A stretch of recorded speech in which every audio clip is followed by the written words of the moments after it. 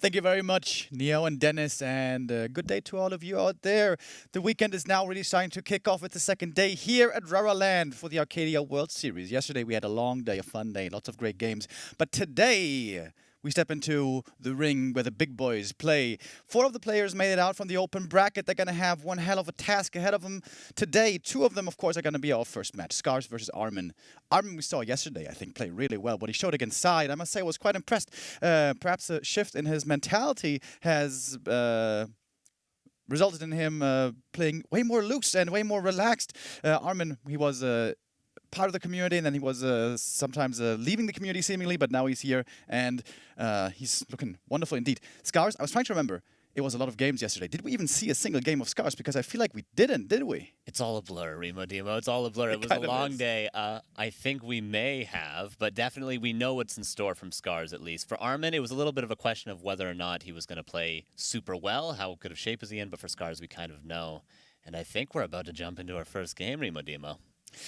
Hell yeah, we're early in the morning here, especially for gamer terms. But now we're gonna kick off our first series on the stage of the Arcadia World Series.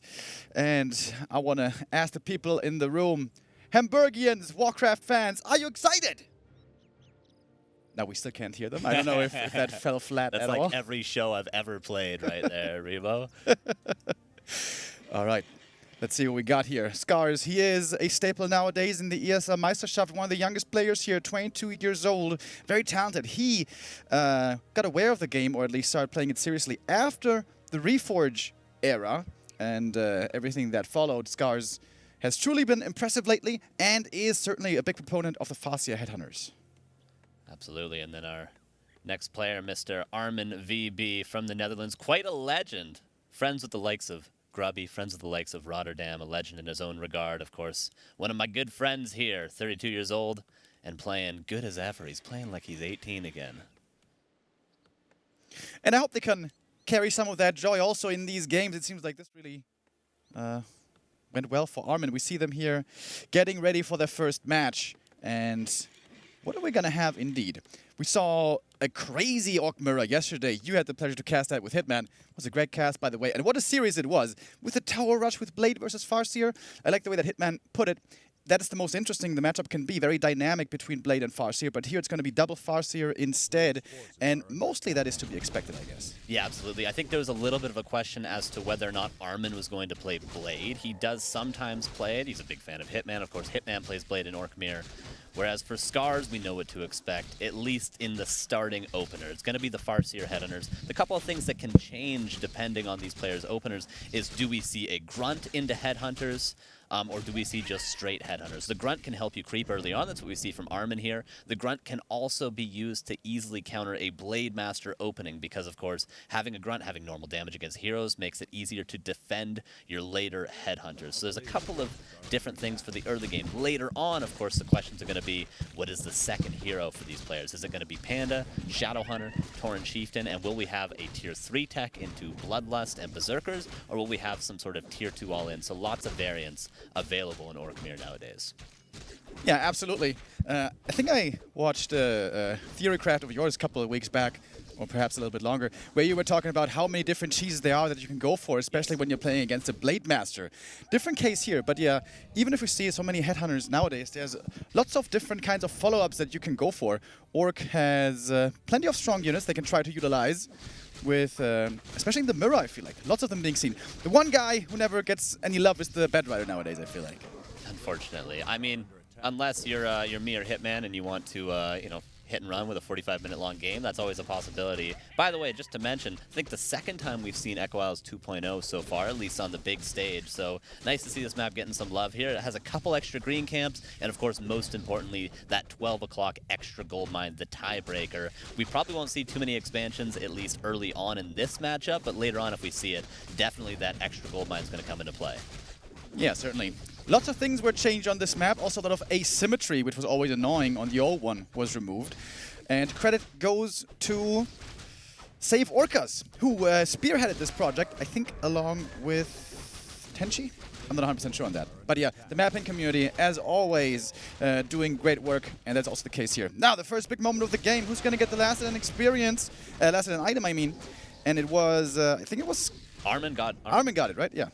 Or, Yeah, Armin got both, so they're actually even experience. It seems like Scar's got plenty of last hits there, so the experience ends up being even, but Armin gets the Scroll to Beast, and he's actually closer to level 3. That's a huge block. deal. Nice blocks. That Grunt could actually give level 3 on the side of Scars. Very tense moment. The Wolves give level 3 to ArminVB. There is the level 2 Wolves, and that's going to kind of force Scars to back away. Maybe he can get his own level 3. Of course, these Wolves, the cooldown of these Wolves is so important in this matchup. You have to play around the cooldown. If you don't have a Wolf summon available to you, you have to run away. Good stutter stepping though there by Scars. Yeah, he took out the Wolves, he pulled back his Headhunters, took minimal damage, killed them both, and got the level 3 himself. And he's got the Wolves ready now. The one Grunt does survive. Always feels a bit weird when the Grunt survives on such low HP, where not even one heal salve is enough. You're gonna need 2 of them to heal that bad boy up again. Here's the Panda second. This really has taken this matchup by storm, it seems like. Yeah, Panda has proven to be really strong. It was used in the past pretty much only to defend, let's say, cheeses, 2 barracks, Headhunters, stuff like that, but nowadays, people have realized that the Drunken Haze alone is good enough to justify going the Panda. Even though the Tauren Chieftain, arguably the best hero in the game, the Panda is a close second and definitely necessary. We're going to see this a lot in this matchup. Oh, Breath of Fire from the back. Armin getting chased. He's taking a bit of a beating here on the return home, but now he can heal up. And he is going with the Panda, the TC, excuse me, instead. So it's going to be a Panda versus a Bull to battle it out here. Who would win that fight in real life? A panda or a bull? I think everybody beats a panda, honestly. Probably. Have you seen them on those nature videos? Yeah. They are the clumsiest guys ever.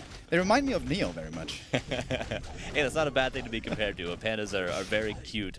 Are a very cute animal, okay, Neo? Don't listen to him. Red pandas especially. Red pandas are wonderful. But this guy is also perhaps going to be quite potent. Picks up the level 2 here, gets a Pendant of Energy. We are not so familiar yet with the item drops, at least I'm speaking for myself. This is the new Aqua Wilds, of course. And now the big gold mine has been taken in the north. Chain Lightning.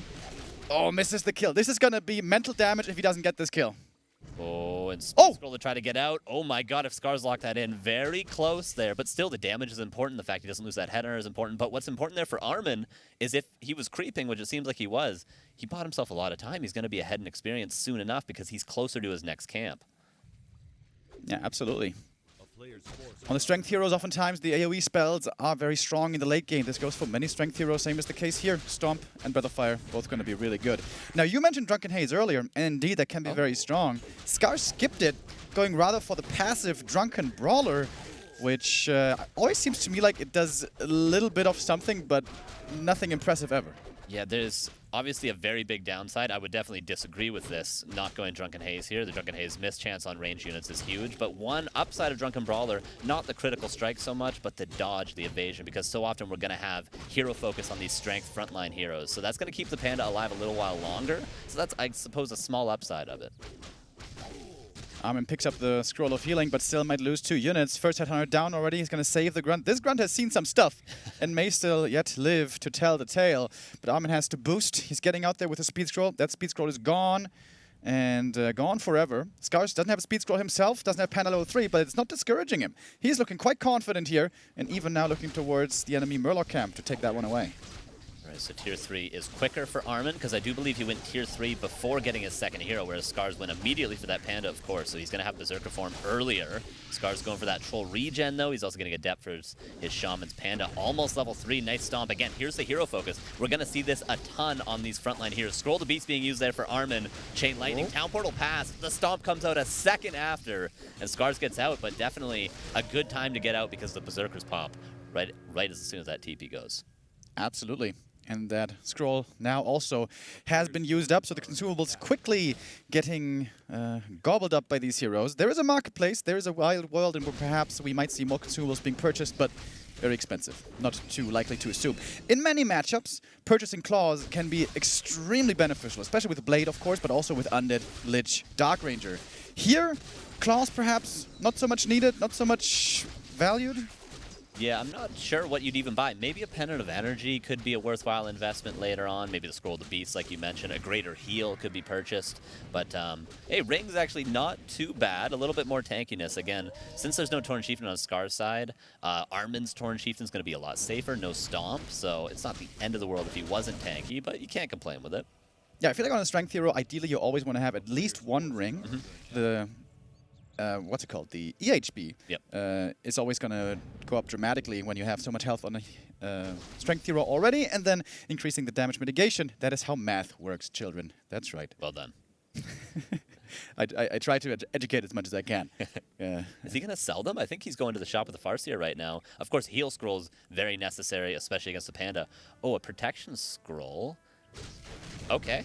Respect, Armin. Protection scroll before the heal scroll. I mean, he's buying a very uncommon item there. That might be the first protection scroll of the tournament. Invuln as well.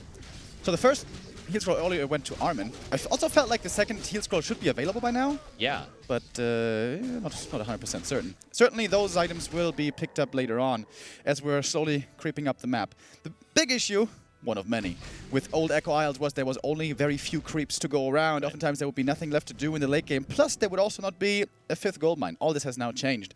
And so has the corner camp. We got 3 turtles there nowadays instead of the 4 murlocs back then, or 3 murlocs. Anyways, I think this is a bit more experience and is going to be another item, the last big item on the map.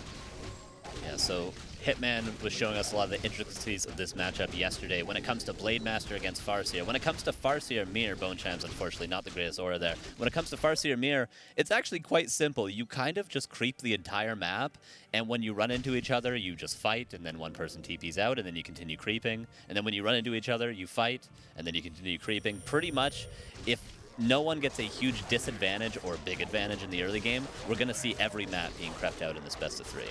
And now, fittingly for the tournament on the second day, we have the RARALAND. The Bloodlust now activated. That is going to be plenty of more DPS and move speed, especially on Scars' side. Armin doesn't have it yet, but will in a second. He's going to the marketplace. What is he thinking about picking up here? No, he just took a look, took a gander, but didn't like anything that he saw. Okay, Invis pot on the Tauren Chieftain, and of course, a Bestiary actually, and +2 attack now popping for Scars. Bestiary, a little bit uncommon. It feels nice to get that Kodo, because you just want more damage with this strategy, but it's a big investment. Here comes Armin. The reinforced defenses is done, and Scars is already nicely burrowed up, loses 1 peon. Not the end of the world. And Scars, is he going to come back? Of course, he used that town portal earlier to the scroll to be, so he's going to have to purchase one. He doesn't have the gold. Uh-oh. Oh, no. Scars hasn't been mining. He's too broke for the TP. Does he have to sell some items? Oh, this does not feel good. Now he's got the TP. He's coming back home. Stomp. Invis. Yeah, Invis.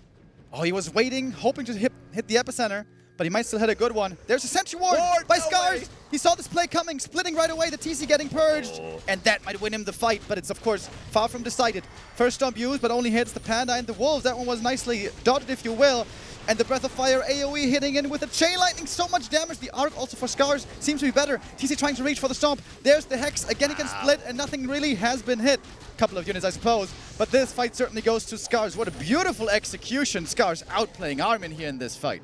Oh my god, what a fight. The splits, the control on the Tauren Chieftain with the Hex, knowing that there was no aura on Armin's army, so he's like, okay, he's Invis. I don't see Endurance Aura right away. I know the TC is Invis. Reading that play, having the foresight to know that he has wards and using them, that was high level from Scars there. Very well done. And now he's going to take the advantage. He did have some damage taken by that harass, of course. Armin keeps his supply even, but the micro is definitely favoring Scars here, if that fight is any indicator. More wards there in the marketplace could be a worthwhile purchase.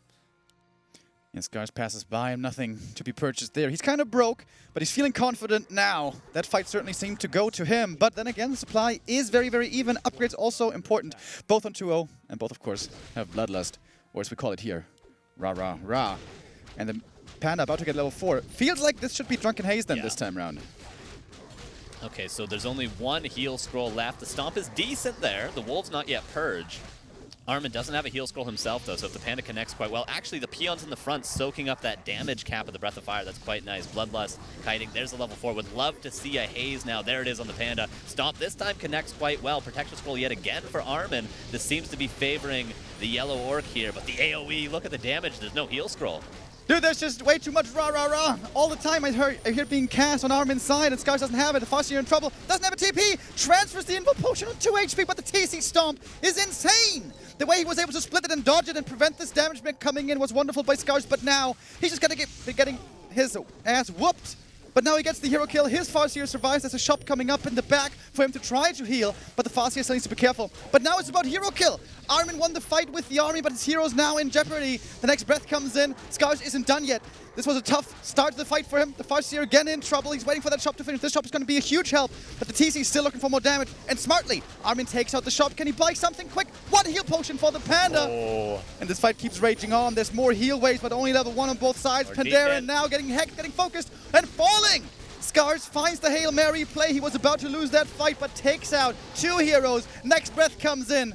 Armin looking a bit despondent, shaking his head slightly because he knows, man, where did this go wrong? Well, perhaps he doesn't know, but it certainly did. Wow. And now it's time to take out the third of the gang, and that is the 1-0 lead for Scars. But that almost slipped away from him there. Most of the time, though, 95% of the game, super well played. Just a little, few little mistakes there. Yeah. It seemed like he was really low on Shaman in that final push, but Yep. made it work, I guess. Yeah, what a fight there. Both players. I mean, it could have gone either way. It seemed like Scars, the first fight at his base, he seemed to have full control of it, but then it got a little bit chaotic when he was the one being aggressive. And just really well played. It comes down to whoever loses their heroes first loses the game. I think if Armin had one more stomp left over, if he maybe was able to kill the shamans and then get a hex off, just like Scars was able to do, it all comes down to hero kills. But definitely very impressed with both players. They played that game excellent. The micro was on point. The mechanics were on point. The creep routes were good. So this is some pretty high-level stuff. If they continue the trend of Farseer versus Farseer, excited to see how it goes. Yeah, I think we're starting off well into our first day. Scars, I think, all in all, looking a bit more in control, but this was certainly very close. We got some signs in the chat. I think that's Sparta over there cheering on his Spartans. Hell yeah. Nice. The man, the myth, and the buff legend. Good to see you. Good to see you all here in Hamburg. And, of course, all our friends on the stream. We got a long day of epic Warcraft ahead of us today with 10 matches being shown. Yep. 5 from Group A, 5 from Group B. That is the plan currently. We'll see how it goes because yesterday not everything went exactly according to plan. Yep. So, yeah. But we certainly are going to have a lot of games and a lot of fun here today. We're getting ready for the second map, Springtime, and I think we jump in right away. Yeah, Springtime is a map that might not be that different, just lots of creeping, stuff like that. No matter what map it is, we're just going to see them, again, creep, fight when they run into each other, creep. Yeah, indeed. One noticeable factor here is the Merc camp. Well, I guess the same is the case on Echo Isles. But no mercenaries were hired. Why is that? Are the Headhunters the best unit in the game anyways? Why make anything else? Yeah, the experience given as well, of course. Especially when you have Tri-Hero. Every upgrade in levels, like you imagine going from level 3 to level 4 on the Farseer, level 5 on the Farseer is a huge deal. Level 3 Shadowhunter, getting Hex on the Shadowhunter, and he levels up on a Panda or Torn Chieftain. These are all crucial levels. So the experience, even the odd, weird levels where you don't get a main skill upgrade, is a huge deal. And we're going to see what build are going to be displayed here now. Blade Master, we were talking about earlier before the stream, in fact, with the boys. Armin has been known to play Blade at times, but it feels so hit or miss, unreliable, and sometimes frustrating when you just got overrun. How many focus games have I seen where he was facing a Blade and he would just pack up the tier 2 Fire Lord, run across, go for the tower push, and that would work a lot of the time. Or with Kodos against Grunts, many ways to do it. So much so that I've noticed even Lin has ceased playing Blade Master almost at all times now in this matchup. Yeah, it can be very difficult because even though Blade on paper is supposed to scale into the late game, sometimes it feels like when you are the Blade Master player, you almost have to be the one winning early on, even though the Farseer is the player that's trying to sometimes cheese you even early on in the game. But the Blade Master, if you get to that 15-20 minute mark, if you're, have 2 heroes against Tri-Hero, if you're up against the Mass Berserkers with Bloodlust, it seems almost impossible in times to beat the Headhunters with only Grunts and Shamans as the Blade Master player. So it's tricky. It's tricky to find a way to win, and that's why we're going to see the Farseer yet again for both sides. Indeed we shall. So I wonder if Armin just made that choice of second hero on the fly because he was kind of bullied away from the tavern. Now in this map we have 2 taverns, so double the opportunity, double the fun. Most orcs seem to have transitioned over into Panda, and hold that thought. Can we go back, dear observer, to the blue base? I know you and I appreciate little details and intricacies. Yes. And these burrows almost look weird, but I'm sure Scars has a specific reason behind them as far as their positioning goes. Why are these burrows there? Well, I think surface area can be very, very important for repairing. We can see full 360 degrees able to repair the burrows, and also it's very important to connect your burrows so that they can defend each other. If you're attacking one burrow, you need all your burrows to be able to attack to defend it. And then, of course, he's never going to get trapped in the front of his base. If they're fighting at the top at the choke point, he's going to be able to get back in. If they're fighting at the bottom near that altar, he's going to be able to get into the back of his base. So there's no way that he's going to get stuck ever. Well, it's true. You can always retreat back into his base, and there's always going to be some room for him to move. Pretty cool. I really love this, the way that how seriously Scars is taking this, how hard he's practicing, how much he's also trying to learn from other players, the greats from Asia and so on, and how he's trying to min-max every single little detail. Always something that I specifically love to see, because there are so many ways, of course, to optimize in our beloved game. So creep routes similar for both. We're going to see wards on the side of Scars yet again. Replenishment Potion for Armin could find a lot of value, as well as those claws that you were mentioning last game. It's going to be nice for the early game, not too great later on. One ward already being used at a camp that could be stolen by Armin later on, but for now Armin's going to go to the other side of the map and take the shop, so the ward is correct, it's just on the wrong side, whereas Scars going to differ a little bit in the creep route, going to creep the mercenary camp. The question is, will he finally buy that mercenary? Probably not. Yeah, the Berserker, which here is called the Frost Troll Berserker, has higher move speed than the normal ones. It's something I learned from Neo. That's pretty cool. Oh, there it is. I'm an undead player, so I've never bought this guy. Yeah. Is it more expensive? No, it's the same price, I'm pretty sure. Same price, man. Ice Troll's OP, I'm telling you. Yeah, very, very good unit early on. Of course, it's going to be better than a Headhunter until their Berserker form. The Berserkers are, of course, going to be better. We see that damage. The lower damage roll is higher and more HP. Thank you to our lovely observer showing us all the stats and 1 armor. Look at that. Look at that. We got all the deets now as both players continue creeping. Of course, we're going to see, I mentioned it again, a lot of creeping here. 1 armor, man. Pretty good. Taking literally no damage. Sounds like an anime. 1 armor, man. That's a Dota meme. I wasn't sure if you're going to realize it. You did not. That's fine. We have a push coming into the main base, and Armin wants to hit the weakness, the Achilles heel of the Orc, and that burrow we were talking about earlier. Kind of far forward, and this one is not going to be repaired. This one falls. How painful is this? Quite painful. The second burrow is finishing, and of course that would mean if you were playing Blade, you could get the second hero, but because there's so many Headhunters and the Berserker 3 supply there, Scars is not going to be able to get a second hero until this burrow that just finishes, and he gets another burrow now, and the tier 2 is now finishing, so Armin actually could pick up a Panda and just keep fighting, and he's going to be in a great position. He's got another 30-second window before that burrow finishes. Berserker also took quite a bit of damage. This is starting to feel a bit painful. Chain Lightning could find the kill there, and there it goes. This Berserker gives lots of experience because he's level 4. It's 85 experience going to Armin. However, Scars still a little bit ahead as far as experience goes, both around level 3.5, and Scars seems to be able to hold in the end with both players again rushing tier 3. But Armin once more delaying his second hero for a little bit. Yeah, I don't know if I necessarily agree with that. Of course, for Scars, he always has that option of, I'm just going to go tier 3 if I can't get my hero. But for Armin, I think he could have just immediately tried to get that Panda and pressure. Now, both have a Panda. Both are very much even in the tier 3 tech. And we're going to see a little bit of an experience advantage, like you mentioned, on Scars. And level 5 is a huge deal in this matchup on the CORSAIR. Clean Headhunter micro here by Scars, even a bit of blocking in the mix. So far, not too many units have died. The big one was the Berserker, but Scars' force still certainly potent enough to keep on creeping. We still got lots of camps left on the map.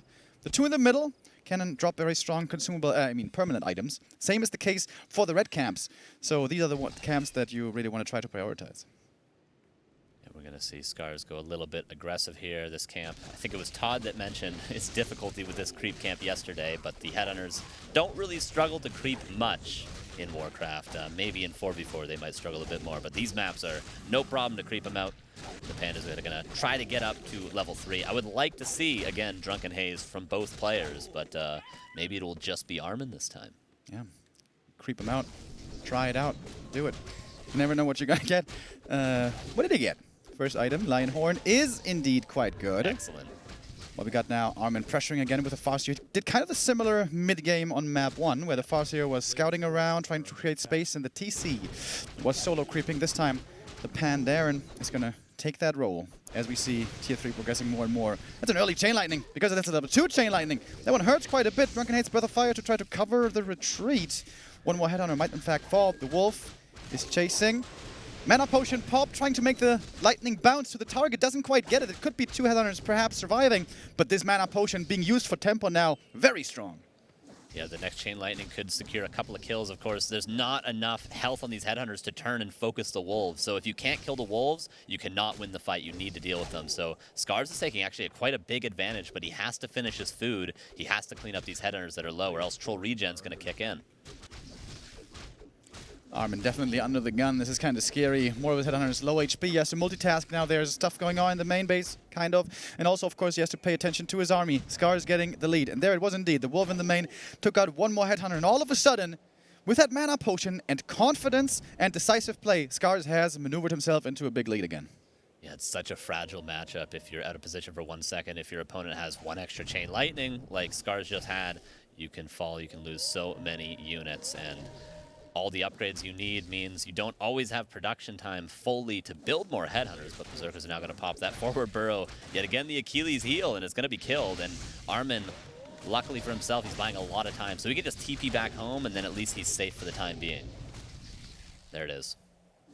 He's going to be able to evacuate with the rest of the army. But also, again, smart adjustment by Scars. He knows it's just a distraction play. He doesn't have to commit everything to it. Just the Farseer can clean that up while the Panda is creeping. Very impressed with Scars this tournament, I got to say. And this is not the first time. Of course, as you guys know, he's also playing in Meisterschaft. Has looked good there. He has made it into the playoffs. And now even going for the tiny Great Hall. Thinking about Scars' group stage yesterday, I think he didn't drop a map yet, did he? I don't think so. Yeah, he had a great performance yesterday. Yeah, he's been very, very impressive. It wasn't even a year ago, I think, that he was much, much lower MMR. He just grinded it out, and he's playing excellent right now. Very, very impressed. I haven't seen any huge mistakes yet. It's been just very well played. He seems very comfortable with this strategy. And now one must wonder, how can Armin possibly win this game? So far behind in so many ways, especially the expansion here is going to probably be the difference maker, the nail in the coffin finally in the end, as the Panda is still struggling to get 3. Scars got it. He's going to get the next big camp in the middle, which is going to be the next big item. And yeah, we gotta pray for our boy Armin if we want to see a third map.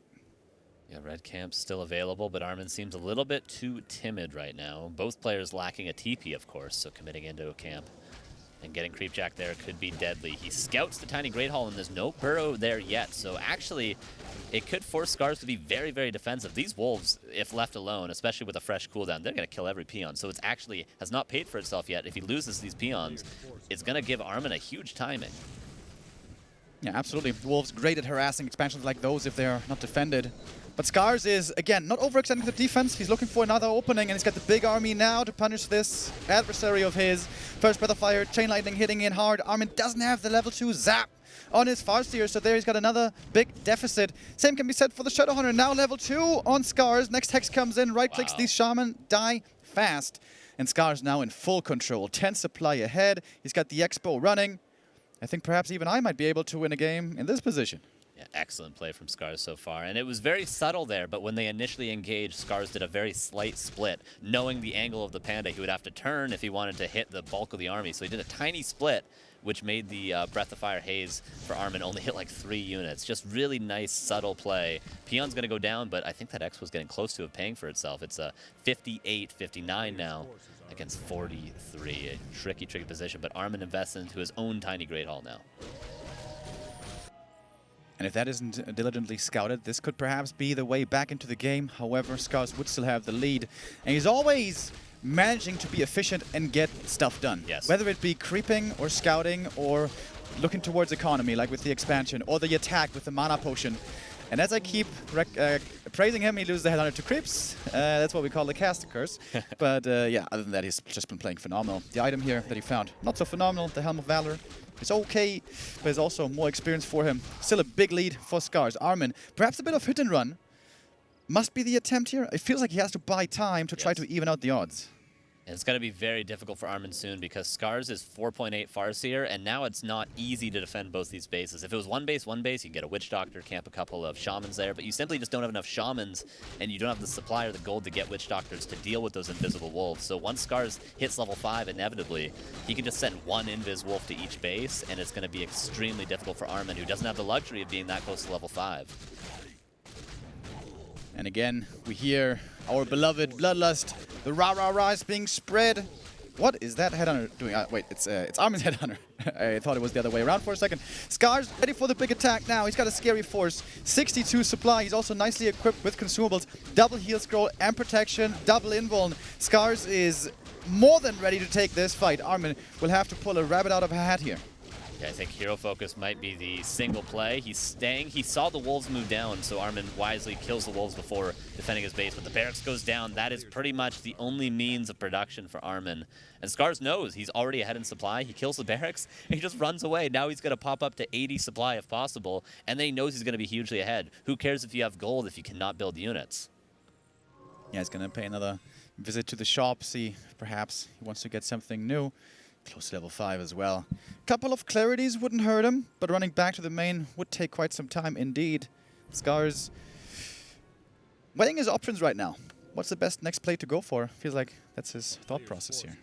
Yeah, I'm wondering, will Scars... I mean, we've been praising him a lot. He hasn't made many mistakes, but one mistake we could see is getting a little bit nervous about the 2-0 and maybe being too passive, not wanting to throw into the base of Armin, when right now we know, seeing the whole map, seeing the supply, he could probably just A-move into Armin's base and win the game. But he's being very defensive and could be a blessing or a curse. Absolutely. Of course, we got 2 groups of 6 players, only the top 3 advance, so every point here matters. Getting a 2-0 here for Scars, and with that 3 points would be a big deal.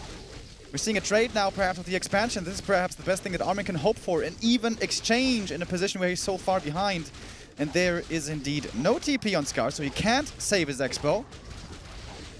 Ooh, I'm wondering if Scars is going to go and try and take the red camp, because Armin undoubtedly is going to go to the main base right after that. I'm wondering, does Scars have enough time to maybe sneak in that red camp before running home? Probably not.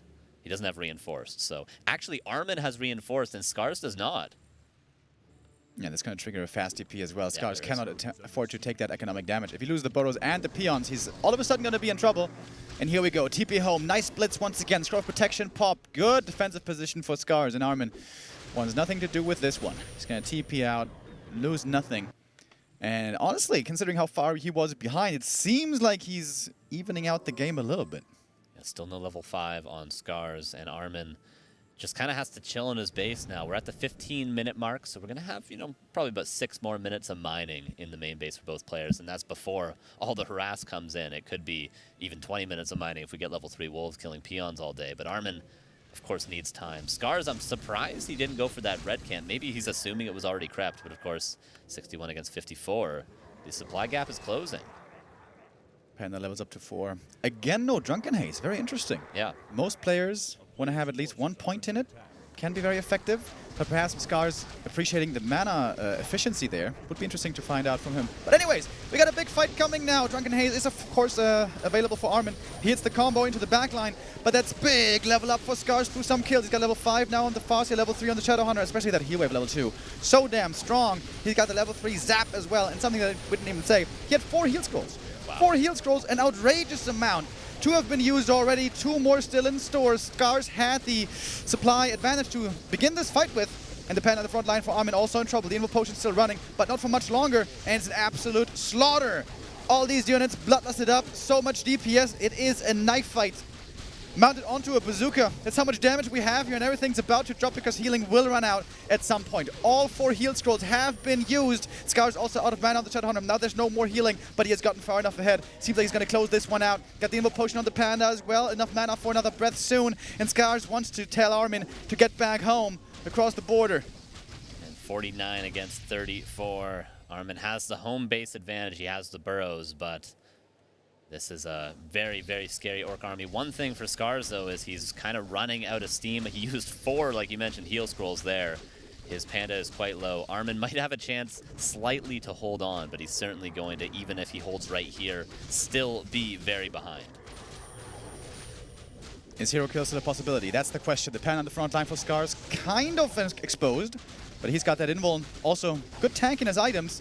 All the heroes now for Armin, taking quite the beating. Still a lot of units in the back for Scars to provide the DPS. Hex, hero focus, and this might be the end again. Also on map 1, it was the Farseer falling that really put the nail in the coffin. And that is going to be it. GG, well played. 2-0 by Scars. Important points for him. 3 for him in the group stage.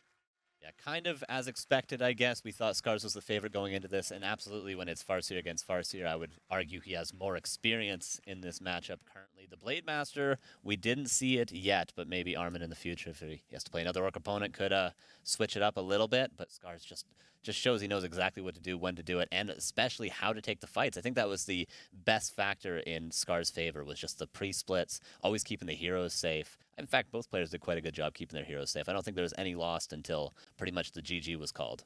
Yeah, would certainly agree with that. Also, I liked specifically on the second map, it felt like very confident play by Scars. Not much indecision to be seen, and always being knowing how far he can go with the moves that he made with the creep routes and also the mana potion. We pointed that out before. But yeah, Scars, big points like we said. Of course, both these players who came from the open bracket, they are going to be the underdogs. We had big name players, world champion caliber players qualifying ahead of them. But Scars, maybe with that he does have a chance. Maybe with that he can make it into the top 3. A good start for him. And of course, Armin now... it's not looking good for him for the rest of this group stage, but already getting here, like we pointed out yesterday, was a big win for him as well. This is a great accomplishment for both players. It's going on their record, and it's all about, at the end of the day, it's about the Liquipedia earnings. It's about getting your name on Liquipedia, so it's not a red name anymore. You can click on it, you can see, ooh, they played in this tournament. Ooh, they got top 12. Ooh, they're right next to Happy. They're right next to Laliat. That's what it's all about. Once upon a time, I won a Silver Cup tournament. I know, I remember that. Yeah. That is the $75 that is on my Liquipedia page. How proud Mom must be. Yes. We're going to hear from our winner as well soon. I think indeed we're going now. We got Scars with Neo over on the stage. First winner interview of the day. Hamburg, make some noise for Scars!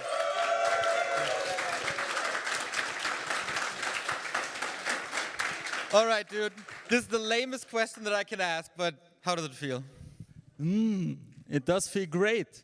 Actually, yeah, to kind of open the show for today and for the bigger names later on the stage. It was really fun. Amazing experience to play in front of a crowd.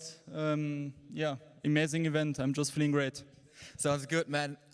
I remember when you started to play in Meisterschaft, you were oftentimes a little nervous prior to your games. Was that the case today, or was it all good? It was all super relaxed because my goal was to play a game here, so I can play up freely. I wasn't nervous at all. And later on, I have to fight the big guys. Exactly. You have yet to be defeated, but now things getting real tough. You meet the Koreans and also your teammate Starbuck. So how do you see your chances with the shape of today? I kind of just want to enjoy the games. I will give my best. Maybe I can get some maps off, and let's see. Let's see, indeed. Enjoy the moment, man. This guy might advance to the playoffs if the day continues. So once again, guys, some noise for Scars. Thank you, thank you.